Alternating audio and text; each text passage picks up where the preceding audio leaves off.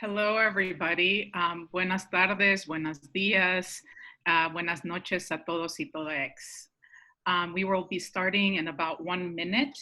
There will be simultaneous Spanish interpretation happening. Sometimes we will be asking the speakers to slow down or speak up, saying slow down or speak up. So if you see us doing that, that is to ensure that the interpretation is happening to the Spanish line. Buenas tardes a todas y todos. Vamos a tener traducción en una llamada línea de interpretación en español.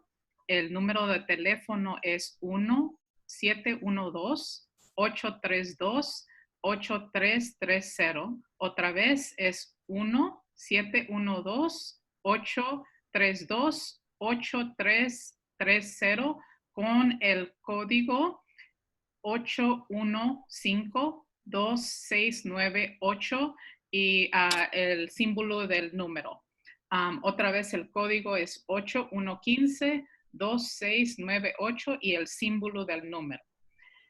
We're running a meeting format on Zoom, which allows people to see each other during this period of physical distancing, which does not mean social isolation, and we encourage people to keep their videos on when possible. We also encourage you to use the chat feature to share your thoughts, other resource information, and we will be sharing that with the speakers as well. I'm passing it now to my sister, Benishi. Hi, good afternoon, everyone. My name is Benishi Albert, and I am going to be co-facilitating with Cindy, who you've just heard from. I'm with the Indigenous Environmental Network, and Cindy is the Executive Director of Grassroots Global Justice. And we're also both representing It Takes Roots, a coalition of 4 sister alliances.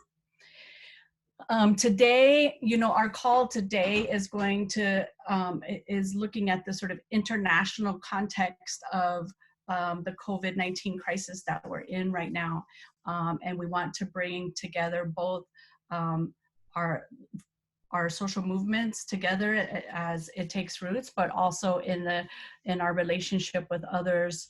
And so we have a panel of movement activists and organizers from Brazil, Canada, First Nations, South Korea, Iran. And unfortunately, we had a speaker from South Africa who had technical difficulties and will not be joining us. But we have invited the panel today to share the shifting conditions of organizing that they're facing during this pandemic. We hope to have an exciting, fruitful conversation of first, generating deeper understanding of global neoliberal capitalism and its function and dysfunction during this pandemic. And secondly, sharing diverse organizing strategies. And finally, building grassroots international solidarity that can advance our collective struggles post-pandemic. And so this call is being held by It Takes Roots and the 4 alliances of It Takes Roots, which includes the Climate Justice Alliance, Grassroots Global Justice Alliance, Indigenous Environmental Network, and Right to the City. Our work together is a cross-sectoral, multiracial, multi-generational, left grassroots movement. And we represent over 200 organizations and affiliates over 50 states, provinces, territories, and native lands in the US and Canada. And is led by women, gender nonconforming people, led by people of color and Indigenous peoples. And so, while this call is being held by It Takes Roots, we're also have a couple of co-sponsors with us for this call, including Grassroots International and Madre. So I want to thank them for helping us make this call, make this webinar happen. As we're in this call, I ask you all to share some of the hashtags for this call, including It Takes Roots, tag @GGJ Alliance, You can use the hashtags Grassroots Internationalism and hashtag It Takes Roots, and including hashtag End Sanctions. And so I just want to like share with you a little bit like the flow of the call. We're going to have a couple of speakers. We're going to have some grounding moments, and we're also going to have some videos to share. And then we're going to try to engage a few more questions after the speakers go. So right now, I think I'm ready to hand off to Cindy.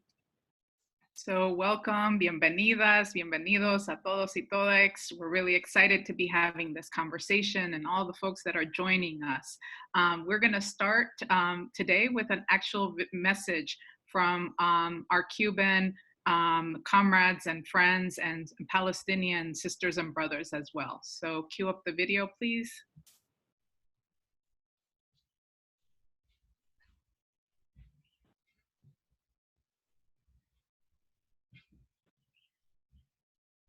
One second, y'all. Just gonna share my screen.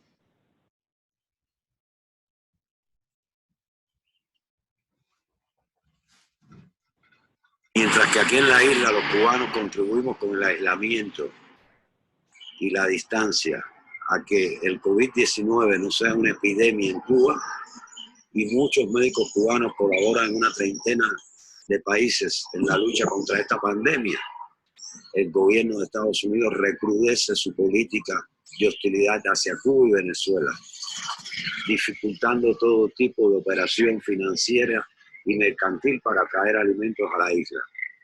Además de intentar desestimular tan noble y cristiano y evangélico acto de solidaridad de nuestra patria y de sus médicos. Sabemos que Cuba no está sola. Contamos con vuestra solidaridad. Trump, mano fuera de Cuba, abajo el bloqueo. The United States' continuous funding of Israel and the Israeli occupation of Palestine is allowing the Israeli occupation forces to continue their business as usual, even in these times of pandemic. The Israeli occupation authorities continue with their colonial plans. They continue to confiscate Palestinian lands, demolish Palestinian homes, and their forces continue to raid our communities, assault our people, and arrest them. This all happens with the great help and support of the United States funding and foreign policy.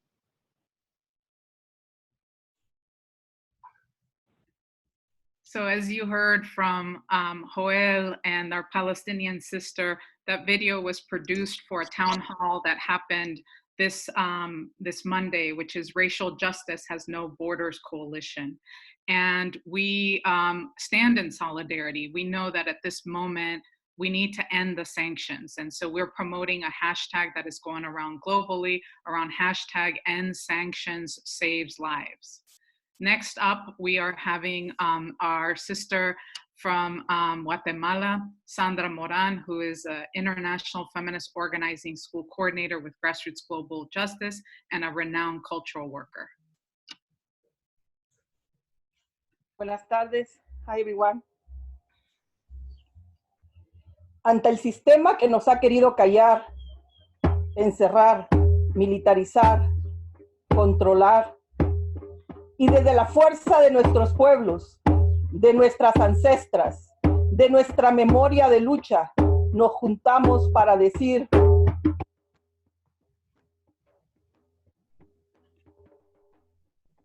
quisieron matarnos la valentía y no lo lograron.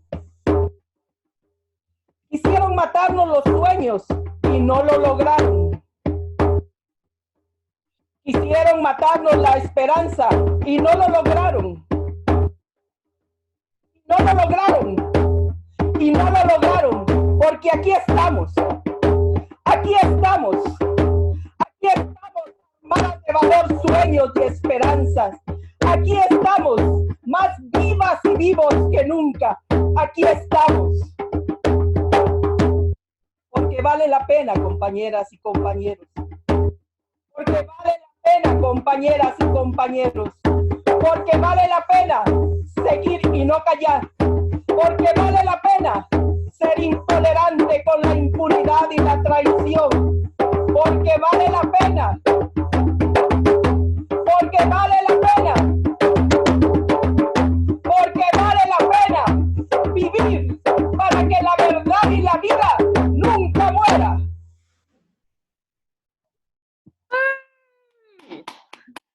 Gracias. Gracias. Aplausos por todo el mundo. Vale la pena. We're getting the translation and going to put it on the chat. And what it means, it does matter, right? It's worth it. It's worth it to fight. And we want to thank Sandra Moran. She'll be back in the middle. So keep with us. So passing on to my sister Benishi. So we're going to get into the speakers right now, and I have the honor of introducing Susan Tamesevi. Susan currently serves as the executive director of Femena, an organization supporting women human rights defenders, the organizations and feminist movements in North Africa and West Asia. She co-founded the Iran Civil Society Training and Research Center and the 1 Million Signatures campaign, a grassroots effort working to end gender bias laws in Iran. And so I'm very, very honored to introduce you today, Susan. The pandemic has unfolded against the backdrop of an economic crisis caused by US tightening of punitive sanctions against Iran and pulling out of the Iran nuclear deal. The crisis with its high death tolls has impacted everyone, but especially the poor and working class, and women who carry the economic toll of caring for the sick and children and making a living. Susan, can you share with us the Iranian people's response and organizing work amidst brutal sanctions and the pandemic in particular, women as the bearers of care work in this moment? Thank you very much for having me and for including Iran in this discussion. I think it's really important to pay attention to what's going on in Iran, and especially what's going on with Iranian women, because the Iranian people, and especially the Iranian women's movement today, is extremely isolated. It's probably one of the most isolated countries ever, and I don't think the Iranian women's movement has ever been this isolated. So we really need a lot of solidarity and support on multiple fronts, and I'll talk about that. So just to give you a little background, Iran, like many of the other countries that are suffering from sanctions, have been sanctioned for a long time, since almost the beginning of the Iranian Revolution. It's been sanctioned by the US government. But these sanctions were ratcheted up in 2010 as part of a pressure campaign by the Obama administration to force Iran to the negotiating table on its nuclear program. And Iran has always denied that it's a weapons program. But anyway, so after several years of pressure, and I was actually in Iran in 2010, and immediately after these sanctions hit, normal medicine couldn't be found. I was on thyroid medicine, and my thyroid medicine couldn't be found. And we didn't even have banking sanctions at that point. It was because the shipping industry was impacted by the sanctions. So just of a personal account. So the impact is immediate for ordinary people. So Obama put a lot of sanctions, and they were brutal, including the sanctioning of the central bank, which was extremely problematic because it treats the entire nation as a terrorist nation, right? But they finally reached an agreement, a nuclear agreement in 2015. And as the sanctions began just to be removed slightly, the economic sanctions, the administration changed and Trump came into power. So really, Iran never really benefited from the full withdrawal of the sanctions, or from the full suspension of sanctions, but there was some limited recovery. And it helped, an economically problematic society, right, that had suffered for years under, because of the Obama administration, and also because of mismanagement, corruption, etc. Right? In 2018, Trump announced that he would withdraw from the sanctions, and immediately the economy plummeted again. So with every announcement that There were going to be new sanctions on Iran. The Iranian rial lost its value. So a lot of what we see now that's happening with the economic market, the economic situation of the world happened in Iran, has been happening in Iran for, nearly a decade, but sped up since 2018 and 2000, later in 2018 when actually the sanctions were reimposed. So every time there was new sanctions, the economy suffered. And this has impacted a lot the marginal groups.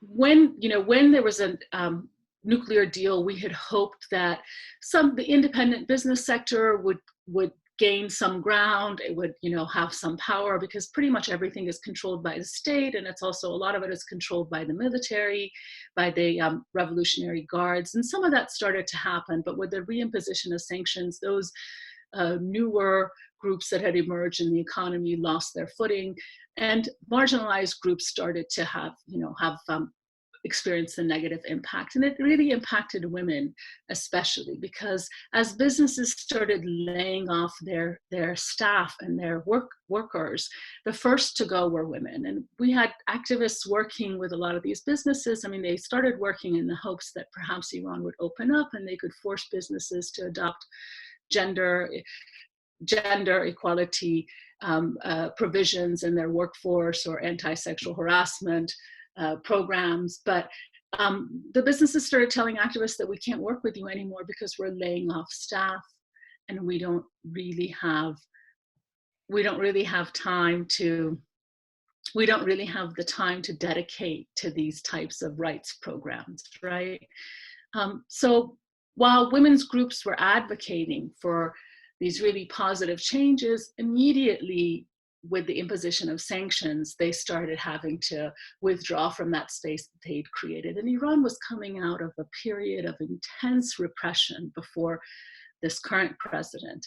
We had hoped that this president would open up space for activism and support women's rights movement, but unfortunately he didn't. But nevertheless, the women's movement did emerge with this new president, but the sanctions really impacted them because people were no longer interested in women's rights. They were interested in, food and, having a job. These were the issues. So the rights issues became a luxury issue. And as the maximum pressure campaign that the Trump administration adopted, supported by the opposition groups, Iranian opposition groups outside, and, increasing call for regime change, the repression has also increased considerably. I'm not saying it wasn't there before, but it has increased considerably. So it's from all different groups, and it's against all social movements. Workers' groups have suffered a lot, and women's groups have suffered a lot. And so when this pandemic hit, and it's, Iran has been dealing with this for several months now. Of course, initially the government, and I think all throughout, the government has really mismanaged this, but the government was also in a very difficult position that it couldn't cut its ties with China because of its economic situation. So it had to continue allowing Chinese flights into the country, trade with China.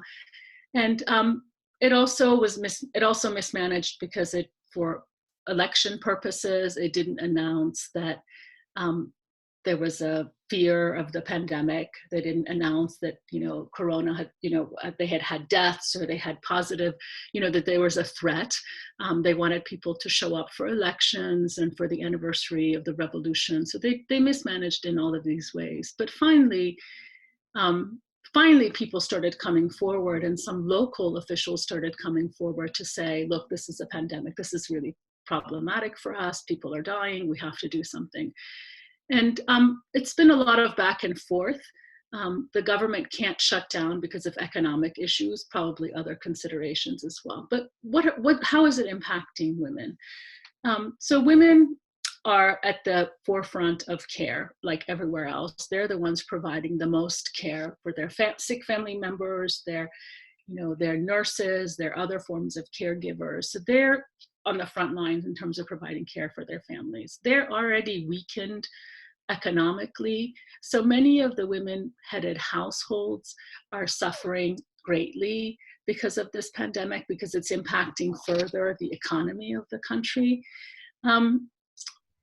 And I think one activist that I talked to was saying, you know, it was not a surprise to her that so many Iranians died. The rate of death for Iranians was so high when this, you know, when with Corona, because Iranians were already impacted so negatively because of the sanctions, that they were already weak, economically weak. There, many of the poor communities were suffering from malnutrition already for years, that they hadn't been working, or that, you know, they were already cutting from their nutrition, so they suffered a lot. So you see that also echoed in many of the other countries that are dealing with Corona now, that communities of color, marginalized groups, poor people are suffering the most. And so this is happening in, you know, to a country where a large number of people are already poor and have been suffering because of poverty and economic mismanagement and economic sanctions that makes, you know, that make mismanagement and lack of transparency even worse. Women's groups have been active all along. They have worked to provide support and services to these marginalized groups, to groups, you know, to female-headed households, to families living in deprived areas, helping them, you know, raise money to support them with living costs, with their rents, with food for their children, with medical care. And, you know, even people who are not necessarily working within groups, as I said, Iran is pretty repressive, so there's a lot of pressure on civil society groups. Even individual activists have started reaching out to service providers to tell them about, you know, hygiene. They go to bakeries and tell them how they need to work with the community to prevent this disease from being passed on to others, and what hygiene measures they need to take.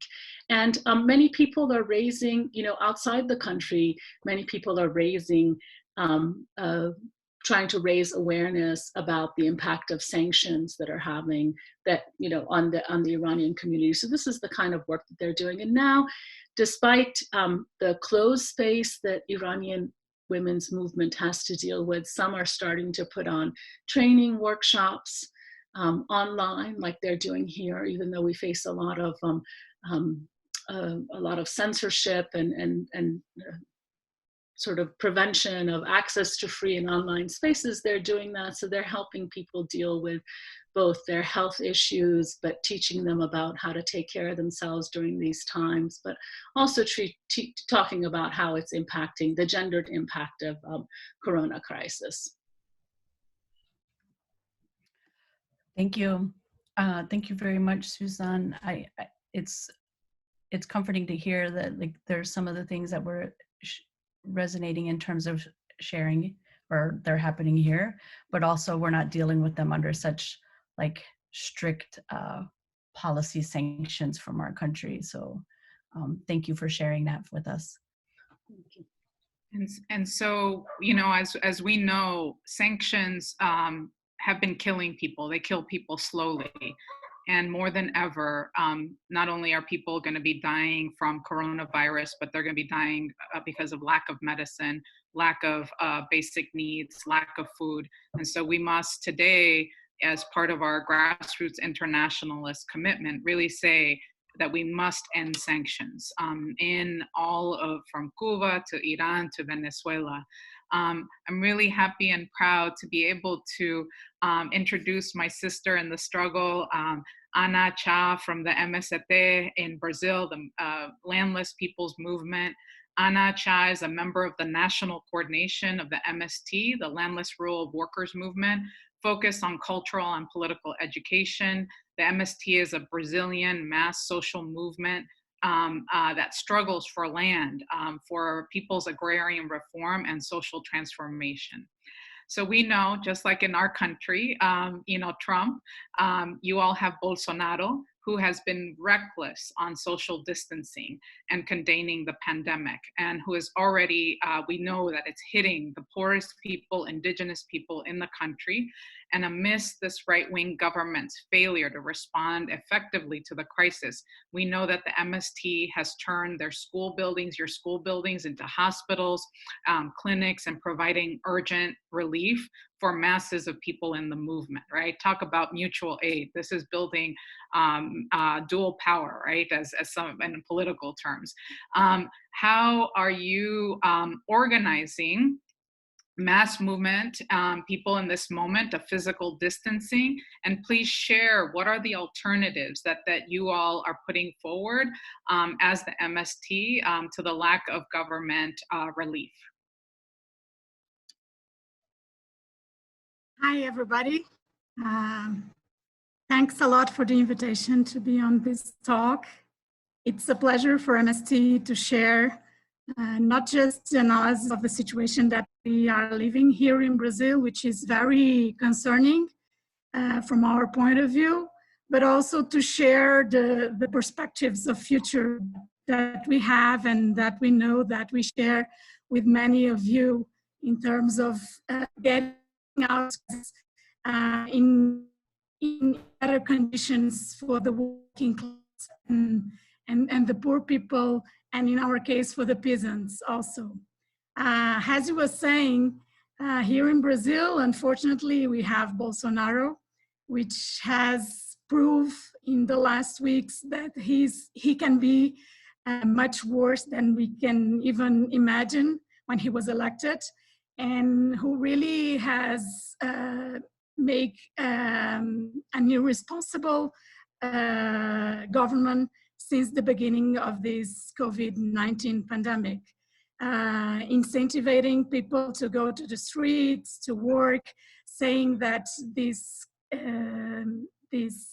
crisis is just a very small flu and everybody will go through it with no problem. And we know that now this problem and the number of cases and of that, it's increasing very quickly here in Brazil, especially in the urban areas, the large urban centers that we have here, that somehow are also results of this way of organizing the society that push people into the big, large centers and make them abandon the countryside areas, especially in the last 3-4 years after the coup d'etat that Dilma's president have suffered.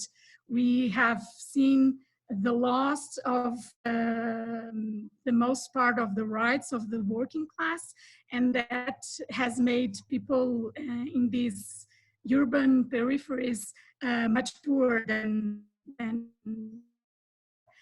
and even in the countryside, where we have had during many years an increasing of public policies that really help to organize the work of the peasants in producing healthy food, on practicing agroecology, on searching and implement different logical of market of direct selling to the consumers. And we have seen on these last 2 years that all of that was lost. And even in the countryside, people are having difficulty to overcome this economical crisis. Although, and looking now to the results and the impact of this pandemic, we're seeing that people in the countryside are much more safe, even in the sense of not being so vulnerable to get the disease that people in the urban cities, because in general, people in the countryside are eating better and more than people in the urban peripheries. So we are very concerned that concerning with not just the pandemic, but also the deepening of the economical and social crisis that we are living here in Brazil, due mainly to the action of this neo-fascist government. We really think that this is a moment of being together, the popular forces, and trying to overcome this situation through solidarity actions, through being more close, although all the social distance that is needed in this moment. But we are working a lot on building and reinforcing the networks that we have, and mainly through the solidarity, which for MST, it's an ethical principle, but it's also a very practical principle. We are getting close to these employees, to these communities, especially communities that sometimes it's difficult for us even to make connections. So as not just as MST, but as social movements in Brazil, we have created a unitary political platform that is like basing our solidarity actions. And when we talk about solidarity actions, there's a lot of things being done. From part of MST, what we decide to do has, first thing is to continue to produce healthy food. We really believe that's one of the biggest contributions that we have to the Brazilians working mass and population. But not just producing this healthy food, we need to make the way that this food reaches these poor people, these unemployed people that live in the cities. So we together with our social movements, just created a platform that we are calling We're Going to Need Everybody. And that's a platform who is collecting donations, who is organizing the way of, with all the precautions, to leave to make that food reaches that poorest people. As you were saying, we offer our schools and our centers to be also hospitals, temporary hospitals, to receive those who are infected with COVID-19. Also, we are distributing food in the cities, and we are even donating food to hospitals and to those families who have kids in school. And because now all the schools are closed, many of those families have really big difficulties to give food to their kids, to themselves. So we're trying to do these connections directly with these families that really need. And also politically, we're trying to, even with all the difficulties, to make a dialogue with this government. We're trying to make pressure so that many of the public policies that were ended by this government, they be now we can return to them as the basic income to the poor population, but also a program of buying the food productions from the family agriculture, family farming. And this is very important to guarantee that people have the conditions to produce the food, but also that food can get to the table of those who really need. Of course, also internationally on all these campaigns against the sanctions in Venezuela, Cuba, Iran, Palestine. This is very important for us. It also shows the world how the working class should be together at the moment. But also it's a way of valorize and to show the world options that, for instance, the doctors of Cuba are doing. And we have the lucky to have more than 200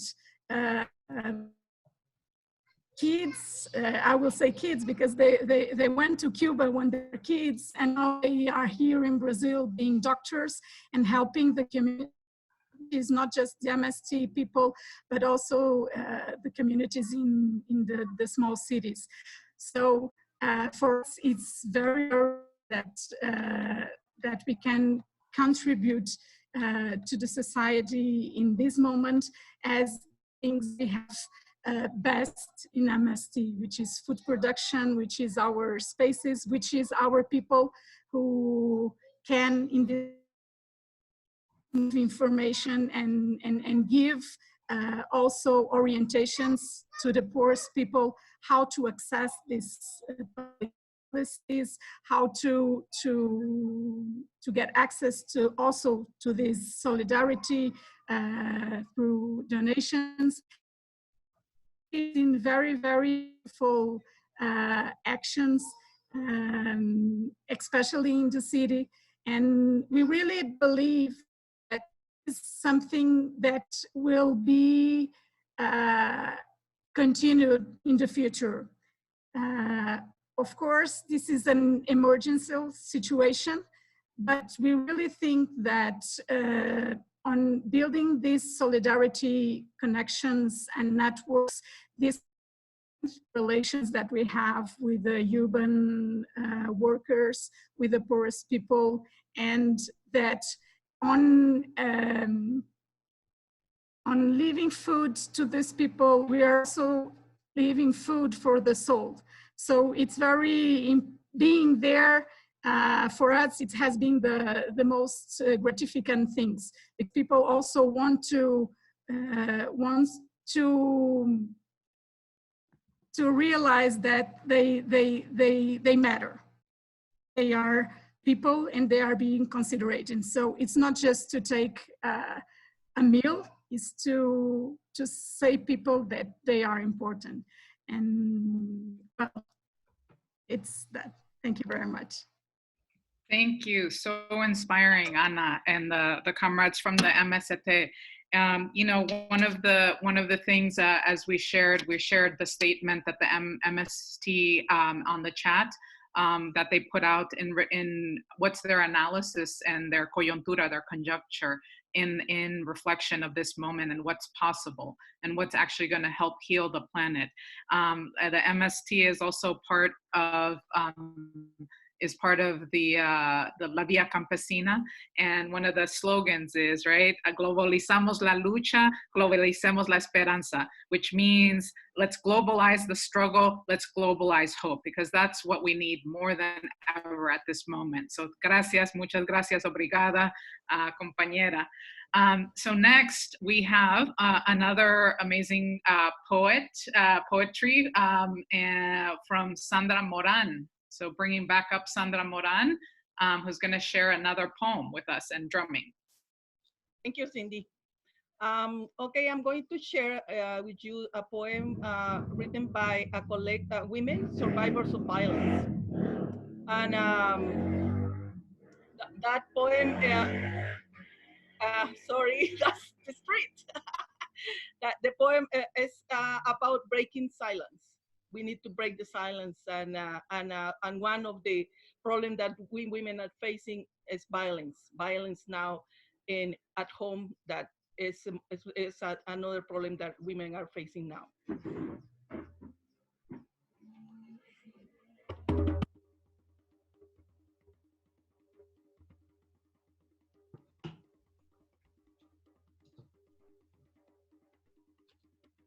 Que se acabe el silencio. Que se acabe el silencio. Que se acabe.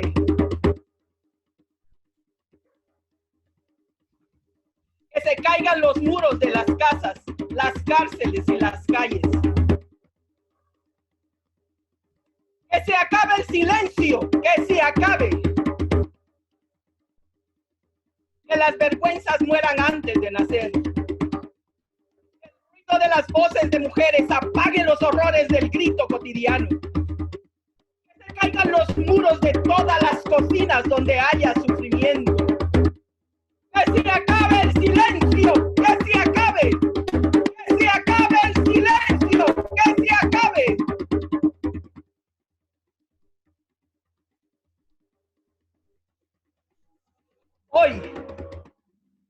Hoy hemos despertado revoltosas. Sacudimos las sábanas y apoyamos los pies firmes sobre la tierra. El corazón que parecía que nos iba a estallar acaba de hacerlo. ¡Que se acabe el silencio! ¡Que se acabe! ¡Que se acabe el silencio! ¡Que se acabe el silencio! ¡Que se acabe! Thank you. Woo! That's right. We must end the silence, right? We must end the silence of the violence, of the oppression, of the exploitation, of this tragedy, this humanitarian, planetary tragedy. We must speak with our voices from our homes to our workplaces, to our communities, to our schools. We must end the silence. So thank you, Sandra, for that uplifting poem. And it is in the chat in English, and she will also share it in Spanish. So, que se acabe el silencio. So I'm gonna pass it on to my sister, Benishi. So thank you again, Sandra. Like even without understanding all the words, it's definitely a reminder of what it means to be powerful and feel powerful. So thank you for sharing that. I have the honor now of introducing Daehan Song, who is calling in the very, very early morning hours. So thank you very much for doing that and joining us. Daehan Song is with the International Strategy Center in South Korea. Daehan is in charge of the contents team at the International Strategy Center. And the purpose of the Strategy Center is to stimulate, inspire, and facilitate the exchange of ideas, solidarity experiments, lessons of the social movement in South Korea and abroad. And so I welcome you. And you know, in 2017, the South Korean Progressive Social Movement organized over 2.5 million people to protest for 6 months and ousted the right-wing President Park. This set the conditions for the current Liberal Party, President Moon, to take over, and the coordinated response on COVID-19 has its roots in this movement's wins. At the same time, global recession is the second crisis to follow this pandemic, and the Moon administration has been less than cooperative in implementing lasting economic reforms. And so, Daehan, I wanted to ask, you know, if you could share with us the upcoming struggle on worker and community organizing with the impending austerity measures to come with a global recession. Well, first of all, thank you for having me. It's a great pleasure to be in such a global space from people from all over the world. So yeah, it's a great pleasure. And hopefully I'll have a chance to connect with all of you outside of this chat as well. Well, I just wanted to give you first kind of like a brief lowdown of COVID-19 in Korea. Basically, the first case was in about mid-January, January 19, and it was like from January 19 to about February 19, just like 1 month. It's about like 40 cases, right? So it's not very much, but all of a sudden, through there was an infection of members of a nationwide, like over 200,000 plus people, religious sect, and then all of a sudden, like the numbers just skyrocketed. Like you're talking about like numbers going from like 1 or 2 additional people going to like 100, 300, 500, 800 cases at some points. And basically right now the number of those confirmed infected is about 10,000 for a population of about 50 million people. So maybe not the worst situation, but it did happen very, very fast. So generally the Moon administration has been praised for the effective measures that it's used to contain the spread. For example, some of them are like self-containment rather than complete bans of people coming into the country. Despite the pressure from like conservative groups and whatnot to just like completely ban and not let anybody in, it's taken a much more temperate and balanced approach. Having like support system for people, like a hotline that people could call and ask questions about COVID-19, whatnot. you know, like enforcing a lot of self-isolation of those infected and those that came in contact with them, and just kind of like encouraging the public to participate by like wearing masks. So one of the things that is kind of like funny and also tragic is you'll sometimes see a wedding photo, and then they have all the friends and family there, and everybody's just like wearing a mask, which kind of tells you like, you know, what life is like now in the times of Corona, right? One of the most important possibly is having like widely available and cheap testing through Korea's highly regulated nonprofit hospitals. Basically, about 1% of the population was tested like fairly rapidly. And just speaking from my own personal experience, in a moment of hypochondria, I also went to get tested, and just the test took about 30 minutes. There's like no waiting. And basically I got my negative result back like the next morning by a text message, and it cost me $82. And that's because, you know, I didn't have any symptoms. But, you know, if you have symptoms, it's a little bit cheaper. If you have it, it's just like free. So basically, as a result, around 60% of confirmed cases have recovered. There's only 2% of people that the fatality is about 2%. And now the daily increase is hovering around 50, which, and you know, schools are scheduled to reopen on April 19th, in some way signaling that hopefully like the worst is behind us. And while the Moon administration should be lauded for its efforts, it also can't be divorced from the candlelight protests that brought it to power, as was introduced. Basically, um, the the quick and decisive actions that the Moon administration took are in large part impacted by the 2014 Cell Ferry tragedy, that dealt like a very heavy blow to the park administration. And actually, it dealt like a very debilitating blow that later, when, you know, revelations of corruption and abuse of power would basically deal the final fatal blows to the 2016 candlelight protests. But a lot of that discontent, the seeds of it, did start with the Sewol Ferry tragedy that just had a massive impact on Korean consciousness or on national disasters, where you had 304 people that could have survived, literally drowned live on television. Like you just see the boat keeling over as no rescue is being carried out, right? So in this regard, it created this notion of what's called the golden time, right?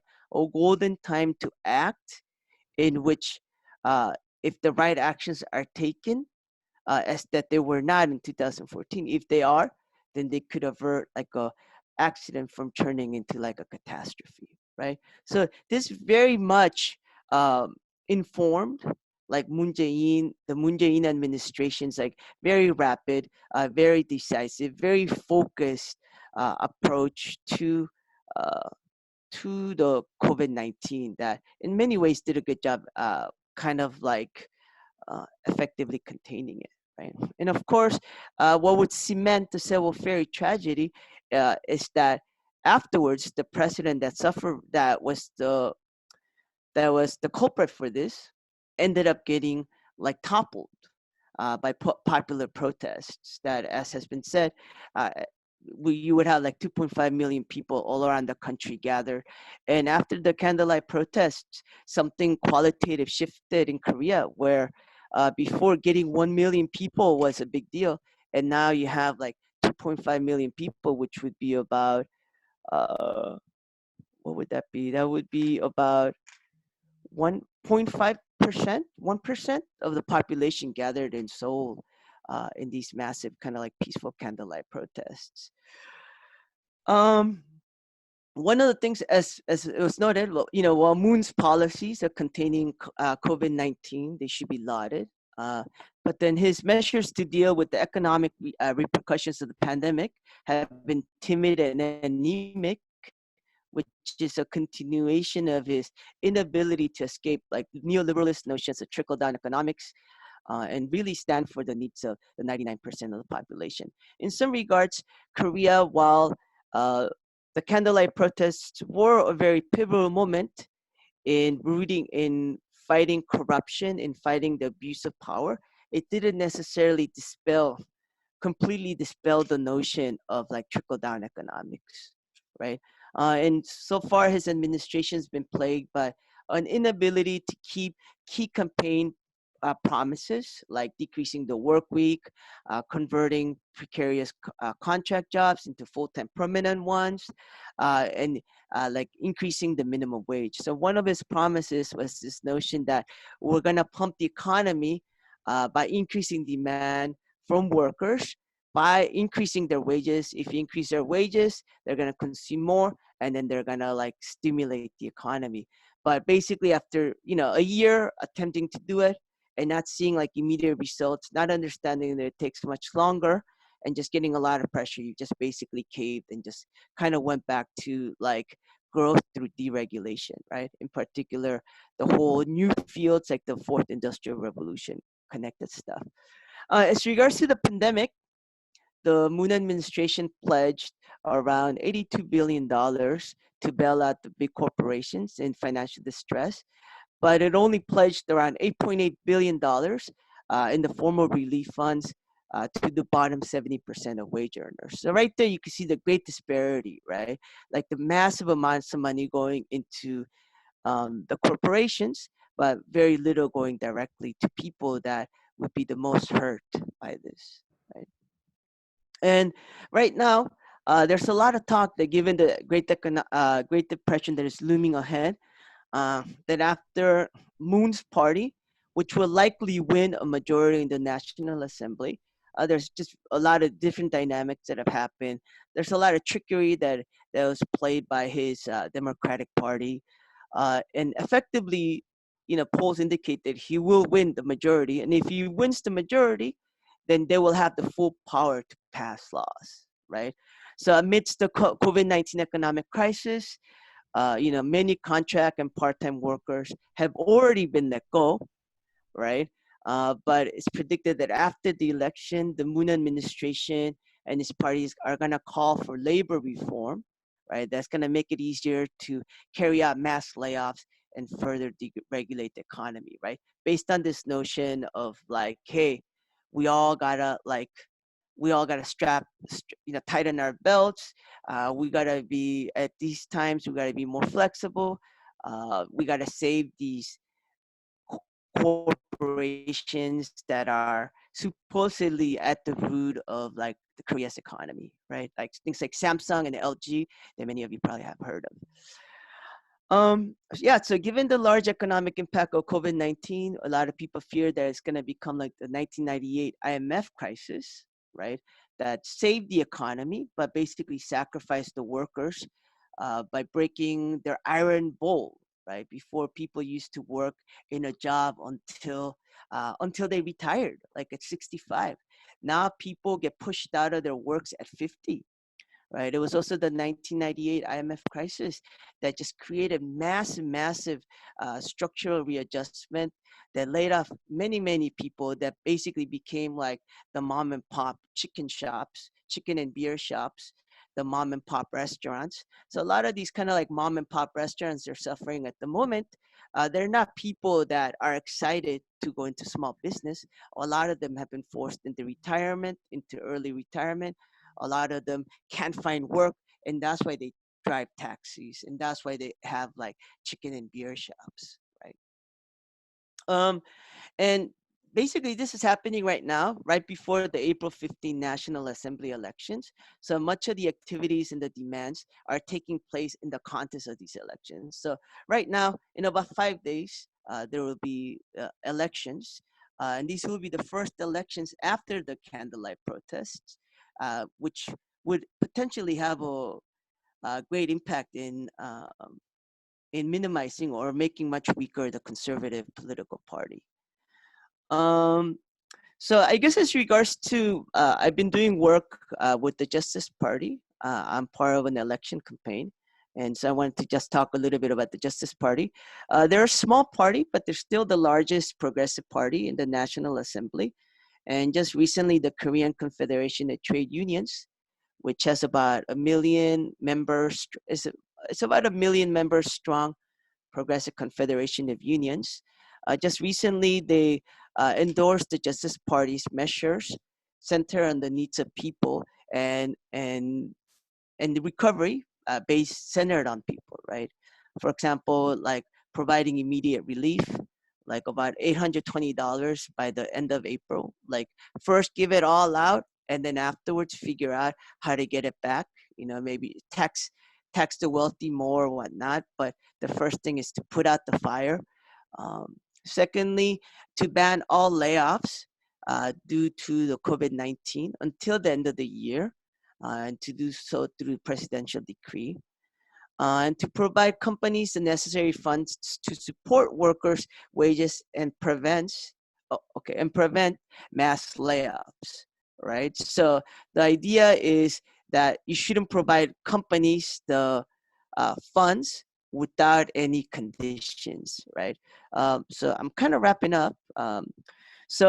And also to share the burden, you know, tax the 1% by 1%, right, which would generate a lot of the necessary funds, and also cap the salary of like National Assembly members, like the highest paid public sectors, private sector, etc., as well as freeze rent on businesses and individuals like so that they're not getting evicted during this time. As regards to the work that we're doing in organizing, oftentimes for small political parties like the Justice Party, especially social movements that are integrated in part of that, is to use elections as moments where political organizing is possible, right? Like usually during normal times, it's not possible to just approach a random stranger and start talking about politics.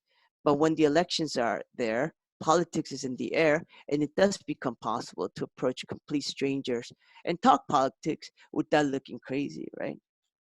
So the goal of our campaign is to get votes, but most importantly is to get people's phone numbers and contacts later for when after the election we could contact them and we could start organizing them to different community organizations, right? Of course, there's a high chance that we're not gonna win. So the point is to be able to at least build our bases during this moment. And the way we're doing it. Rehan, Yes. we have to move. So okay. Do you just close your statement, and we're gonna move on to the next speaker. Sure. We're just, I guess I was gonna say that we're doing quote surveys of people, and then afterwards getting their phone numbers, contacting them later, sending newsletters, and basically, just kind of like slowly escalating the level of commitment to try to get them organized. Thank you. Thank you, Dan. I think it's I appreciate what you shared, because you're reminding us both the sort of framework of the neoliberal framework that has led up to the lack of response, and also the next steps that the neoliberal structure may want to take. So I appreciate you sharing that and setting up also the demands that we're asking. And so thank you. And I'm passing on to Cindy. That's right, because we need to bail out the people and not the banks and the CEOs. And yes, that's a global demand, right? So I have the honor to introduce Dr. Priscilla Settee. She is a member of the Cumberland House Swampy Cree First Nations, a professor of Indigenous Studies at the University of Manitoba, and she's a former National Council member of the Indigenous Environmental Network, and is an author of several books and editor of several books, and she's an overall badass. And she, so Priscilla, we know that Trump and Trudeau are using the shock doctrine moment to super accelerate pipeline, oil, and gas extraction across Indigenous lands on Turtle Island, which is basically, utilizing this moment and the context of neoliberalism that we live in to basically put it on steroids. The pandemic is also bringing out the reality of resource inequity and the resilience of tribal communities bearing the pandemic with very little resources. So I want to ask you about what are the openings and opportunities for organizing against neoliberalism, and what needs to happen to defend and protect Indigenous sovereignty and land.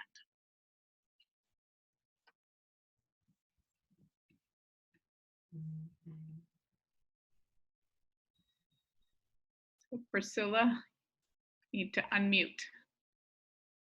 Can we unmute her? Somebody else unmute her. So Unmute. Yeah. There you go. there we go. Okay. All right, Can Priscilla. you hear me? Yes, Yes. we can hear you.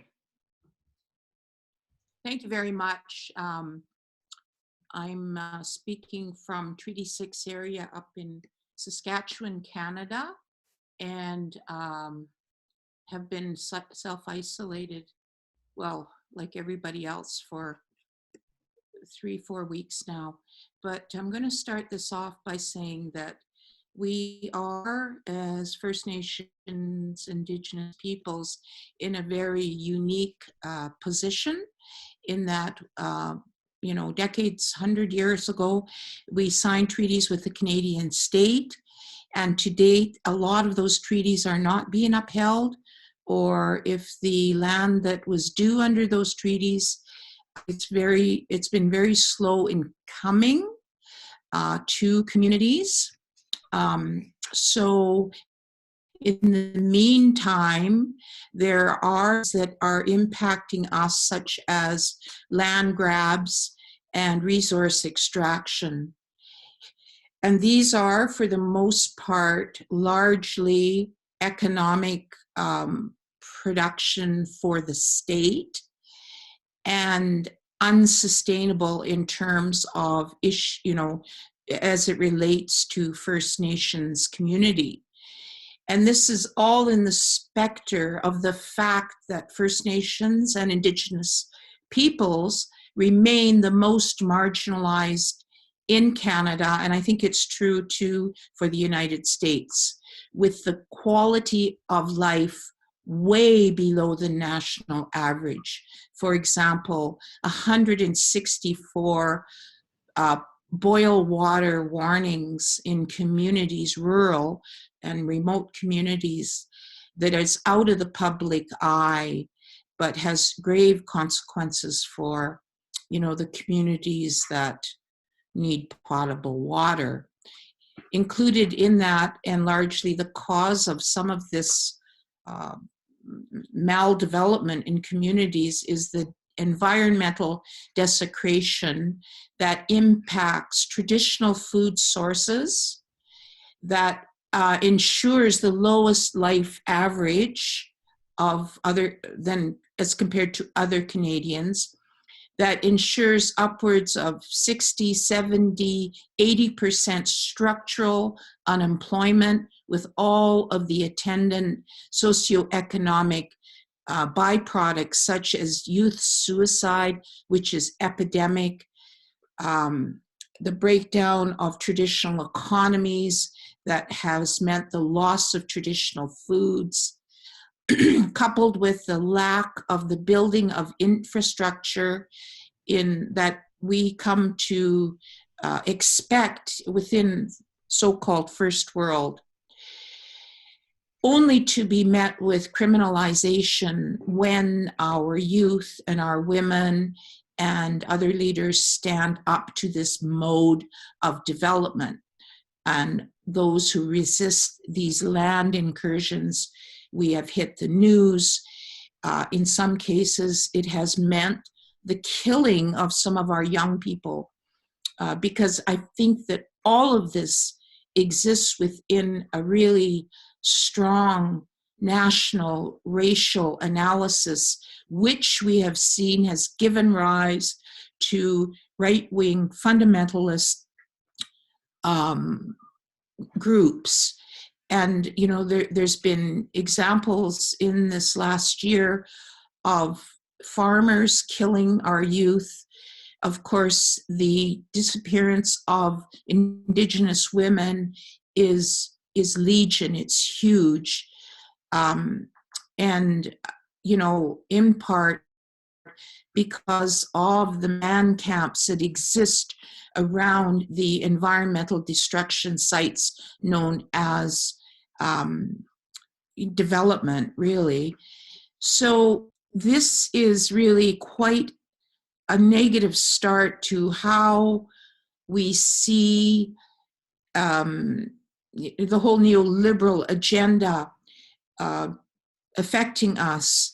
Now, as an academic within a mainstream prairie university with my roots in my northern communities, a hunting, trapping, and gathering community, which was impacted by the building of a large dam and then later clear cuts and, you know, the destruction of the land-based traditional food sources as a result of the fluctuating water levels. It has pushed my community to really paupers on their own land. So that's the framework that we in very wealthy Canada are situated in. On top of that, in large part due to poverty, our jail communities are predominantly Indigenous, both women and men. And so it's become this industrial, what do they call it, military complex where the jails, which are slated to be one of the most hard hit by the COVID, and very little is being done. We have made pressures to try and force governments to release a lot of our brothers and sisters who are there on remand, not even charged with anything. But those that are charged are largely there for petty crimes against poverty and property. Again, within the specter of a huge problem of white racism against Indigenous people that is also currently impacting new immigrant populations, as well as outright attacks on Asian communities in Canada. So now I'm going to focus on some of how we are trying to improve life on the ground. And it has been slow, although Canada has, at a national level, as a Liberal government, been more proactive than, say, United States, and has implemented a number of, employment strategies, unemployment insurance that has been accessed or taken advantage of by millions of individuals. So, you could say that the impact of this COVID has really crushed small businesses and impacting those who are in the margins of society to begin with, small business owners, people who are essential workers who still need to fight for a living wage just to have $15 an hour. And so we see the frontline workers, largely women, nurses, medics, people who deliver food or serve food or sell food are largely from not a well sector. Walmart workers, grocery store workers. We've had cases of people dying from COVID because they couldn't convince wealthy multinationals like Walmart to protect them, with screens, protective screens and face masks. And so there's that impact there. What it has done is it's really mobilized a lot of people to protect their own communities. For example, in our First Nations in Saskatchewan, we see band councils and community people, purchasing groceries for the most needy, of which there are many. coming to the assistance of the elders. But we also know that this time, and this is a global statistic, where being socially isolated has meant a huge increase in crimes of domesticity, women and children being further marginalized and endangered with domestic abuse. And so, you know, it's put a lot of pressure on the civil society to try and pick up where the state has left off. And we are trying to get it right, but of course there is a lot more. One of the things that it is really emblazoned the contradictions that exist within First Nations community, because the pipelines and the energy sector are moving forward, even though, for example, the oil industry, the bucket has collapsed. And so, but states and multinationals continue to push through with the pipeline that Indigenous North Americans and our allies so resisted, you know, as recently as 2 years and forward. It has also meant that we have really focused, and this has been coming for several years now, is in response to the destruction of traditional economies. Many more of our First Nations communities have been focusing on adapting diet to rise to the occasion of, say, market gardens, local gardens, seed saving, massive networking that's happening through organizations such as La Via Campesinas, other women's organization.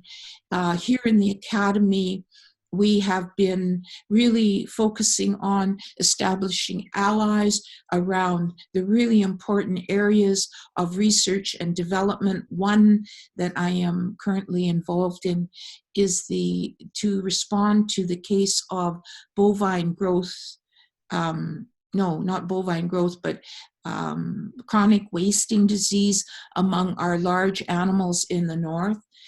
We've organized a research project to do the really important research of finding how extensive the disease is among our traditional animals. So this has meant the development of new research partnerships, and to recognize that, you know, once COVID is collapsed, the important role of research so that this never happens again, that we become more prepared and not just give in to the neoliberal agenda of cutbacks to really important research. Finally, that, you know, the very important task of creating economic and social alliances built on respect and equity. In Canada, a number of budgetary items have been announced by the federal government. The provincial governments, not so much, because we have a predomination of conservative right-wing governments in Canada. However, at the national level, it is liberal, which is maybe compared sort of to the Democrats in the United States. We're up. So Yeah. just finally, in terms of networking and what we're doing here today, to recognize that media is a powerful tool, but also to work with public sector organizations, ones that we may not have been used to working with before, such as unions, although we do work somewhat with them, unemployed worker organizations, NGOs, churches, youth, women's groups, and wherever there are attacks on public service, that it is imperative to act concertedly and rapidly. That's right. That's right. It is a moment to build the biggest, broadest fronts against the system. And I think there's more people that have unity around the common good for all and for the planet. And so, you know, we say no to land grabs. We say yes to keeping it in the ground, and we uplift the work of the land and water and sky protectors. So I want to queue up a video. Sung Young, is it ready? We have a message from one of our sisters, Alejandra Laprea from La Araña Feminista and the World March of Women in Venezuela. Hola, les habla Alejandra Laprea de la red de colectivos La Araña Feministas desde Caracas, Venezuela, Marcha Mundial de Mujeres Venezuela. Nosotras y nosotros como pueblo hemos vivido, estamos viviendo la cuarentena con tranquilidad y sintiéndonos fundamentalmente seguros y seguros de que las medidas que se están tomando desde el gobierno y que el gobierno las toma pensando en el bienestar de todas y todos y poniendo sobre todo nuestras vidas como seres humanos antes que cualquier otro interés, antes que el capital, el mercado, etc. También estamos recibiendo diferentes apoyos económicos y diferentes apoyos también de una estructura popular que sirve de contingencia, que son los CLAP, los consejos comunales, las mesas de agua y salud, toda esa estructura que se ha venido conformando durante todos estos años de revolución, pues está dando efectivamente la talla, ¿no? Hemos tenido garantizada la alimentación, hemos tenido un apoyo extra a través de la distribución directa de alimentos en nuestras casas, a través de lo que son los CLAP, y eso fundamentalmente creo que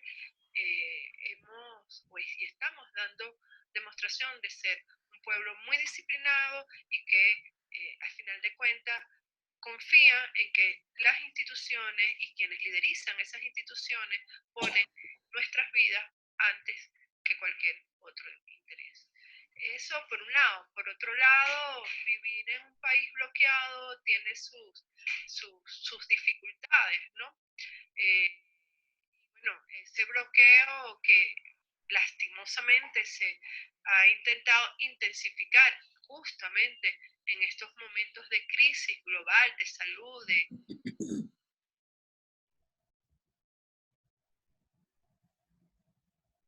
All right, that was a full video will be sent out. So that's Alejandra Laprea from La Marcha Mundial de las Mujeres, the World March of Women in Venezuela. La Araña Feminista is her national group. And, you know, as we keep reminding ourselves, the situation and the role that U.S. foreign policy plays in terms of sanctions and military aggression, and we see the blocking of aid through either the IMF or the blocking of aid through actual naval ships on the shores of Venezuela from preventing that. But despite that, popular power from within Venezuela taking care of its people, guaranteeing income, and being able to think about how in such a moment of precarity they're able to still be resilient. For the speakers, we have about 9 minutes. And so folks, we have one question that we have for everybody, and you have a minute and a half. You have a minute and a half, right? So the crisis is an opportunity and also a danger. And so we will either go further into fascism or the reinvention of some form of new form of capitalism, right? A new kind of disaster capitalism, or we are birthing the new world that we so desperately need. And so I want to ask each of the speakers, beginning with Suzanne, you have a minute and a half, is how do we strengthen grassroots internationalism? How do we ensure the demands that we are making now lay the groundwork for systemic change? Okay, so I just want to say really quickly, the crisis in Iran it shouldn't be viewed as a crisis with COVID in Iran, just limited to Iran, because Iran is in an area where you have a lot of conflict and a lot of health systems have already been dismantled. So it has the potential for spreading and making it so that we can't really deal with this pandemic. So it's really critical that Iran is assisted in meeting the needs of its people during this crisis. And that requires the suspension and lifting of sanctions. Even Madeleine Albright has called for this. So, so that goes to show how desperate the situation is. I think it's important to say that, you know, because Iran is a country where there's a lot of repression, people speak up about human rights abuses, and the repression has made it so that activists in the country haven't been able to speak up about human rights abuses as much and as vocally. So those demands have been picked up by people who support sanctions and support maximum pressure and are advocating for regime change. However, when they have had the opportunity, the Iranian women's movement, along with other movements like the workers' movement and the student movement, have consistently spoken up against sanctions, against war, against repression, and against tyranny. And I think that that's the message that people who stand in solidarity with us really need to pick up as well, is that while, you know, recognizing the very difficult situation in which these groups these civil society groups are working within the country, recognizing their legitimate demands, but not allowing it to justify aggression and war and sanctions. And I think that that's really the way forward. The peace movement hasn't been so good at echoing the rights demands of movements within the country. And so this has been picked up by neoconservative, you know, these hawkish groups. They act as if they stand for human rights while they're, you know, advocating sanctions and war and destruction. So I think that in that sense, we have to break the isolation of Iranian civil society, particularly its women's movements, its labor movements, its student movements, and by echoing both their own demands, but also speaking to an international audience, is that we need to have a better message to stand in solidarity. And I fear that, you know, the maximum pressure campaign is looking to dismantle all of Iranian society. So I think that needs to be the first hurdle that we need to get over. But beyond that, I think we need to echo the messages that people inside the country are echoing. That's right. So we must end sanctions now, end the sanctions in Iran and the 35 other nations. Anna, recognize tyranny and repression, you know, condemn that. That's right. Anna Cha from the MST.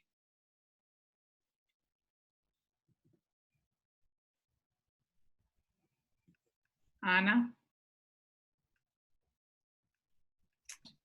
She muted.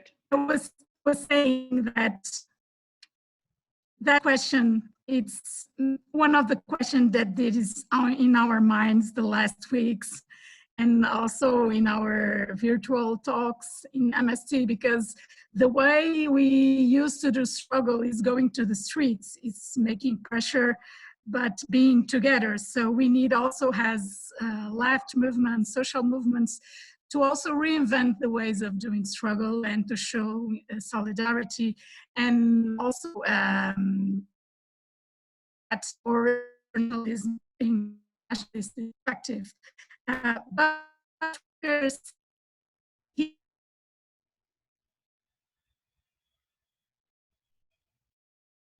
Ana, compañera, te hemos perdido. We've lost you. We'll come back to Ana. So, Dejan.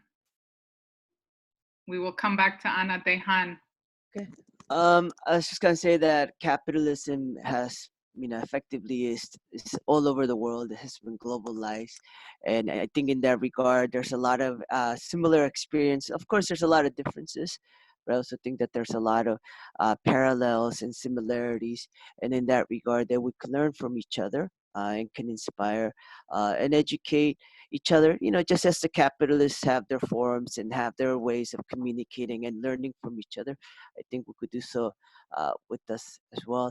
And for us, I think learning about what happens around the world serves as ammunition in our battle of ideas by expanding the bounds of our thinkable thoughts. So yeah, I appreciate this forum and look forward to many more like these.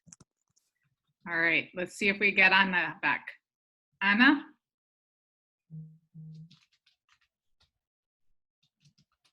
All right, technical difficulties. We'll see.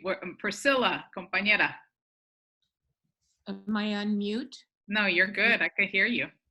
Okay, Yes. great. Like indigenous peoples from all over the globe have centuries of this imperialism to draw on in terms of knowledge and stuff. But I think what's missing here is the building of alliances. Like, we should not have the conditions that we have, and it's allowed to persist because people of good minds and hearts are not doing their job. In fact, they're killing our people, if the truth be known. I think that we, as in the academy, really need to build more solid links between the grassroots and communities. You know, we're in the business of creating knowledge and uplifting communities, and we need to really get more effective of that. That's it. Thank you. All right, so our sister has lost connection from the MST, but I feel like I can do a chant that can like really, sort of embody what the MST is doing right now, which is globalize the struggle, globalize hope. Globalize the struggle. Globalize hope. Hope. Globalize the struggle. Globalize hope. All right, so I'm gonna pass it to Benishi to wrap us up. So I just want to ask for your indulgence for just maybe a couple minutes past the cutoff time here, but just wanting to share some next steps. You know, ask each of you to look at and find and endorse the statement for a feminist foreign policy to confront the coronavirus epidemic that GGJ, Madre, GRI, About Face, and other feminist peace and anti-militarism activists have drafted. Endorsement sign-on can be sent to Sun Young. We'll make sure the information is dropped in the chat. We want to make sure that people, try to amplify the following demands, which are reallocate Pentagon spending towards meeting human needs, the needs of the people as outlined in the People's Bailout, including healthcare, paid sick leave, family leave for all, halting evictions and foreclosures, and honoring the treaty obligations to Indigenous peoples. Demanding the respect and extending the global ceasefire, and ending active military operations and permanently change course away from endless wars towards peace building, diplomacy, and development. Permanently lift U.S. economic sanctions against Cuba, Iran, North Korea, Venezuela, Zimbabwe, and 25 other countries globally. Stop U.S. political, economic, and military support for authoritarian governments such as Israel and India that inflict violence on the people of Palestine and Kashmir. And drastically reduce jail, prison, detention center populations, and immediately release people from detention in conditions that increase the spread of COVID-19. So please lift up those demands. Continue the pressure on the People's Bailout. You can look at the People's Bailout online and send in an email urging your congressional reps and elected officials to support the 5 principles of the People's Bailout. Share the stories, visit the website, sign on. And then also we will be sending out a recording of this webinar and resources that people shared.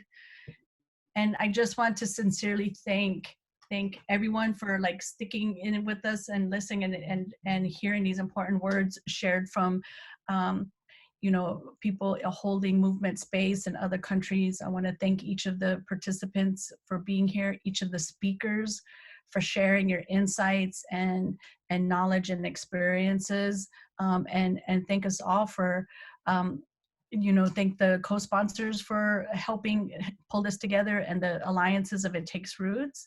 But to thank us all for like taking the moment to be here and learn and learn from each other's experiences and to be in full solidarity with each other.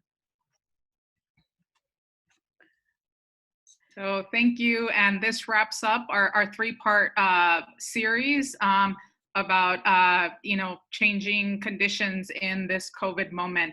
Please look out for further work. Each of the alliances is putting out major campaigns at this moment.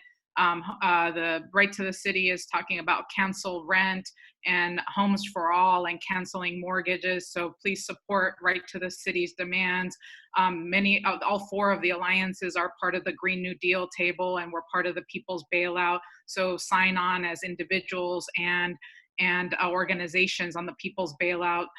There's multiple stimulus bills coming out in the next couple of weeks. And so let's keep the pressure on in terms of ensuring rights for workers, for our health professionals, for people at the front line of this pandemic, and that we actually also begin to lay the groundwork for something bigger and better and for the things that our communities so desperately need across the board, and lifting up the international demands and really practicing that global solidarity. So want to make sure to keep supporting the just transition work that Climate Justice Alliance is doing, and then the fight that IEN is doing around keeping it in the ground and fighting the pipelines and defending sacred sites, and the work that GGJ has been doing around ending militarism in our homes, in our communities and abroad, and really thinking about what does it mean to lay the groundwork for a feminist economy.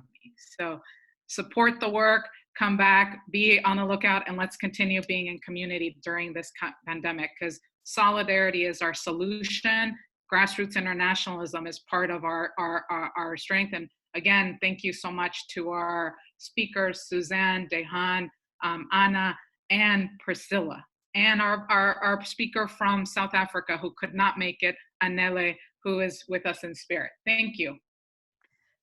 Thank you, Cindy, for co-hosting with me. Thank you all for being here. Thanks for your work and your actions.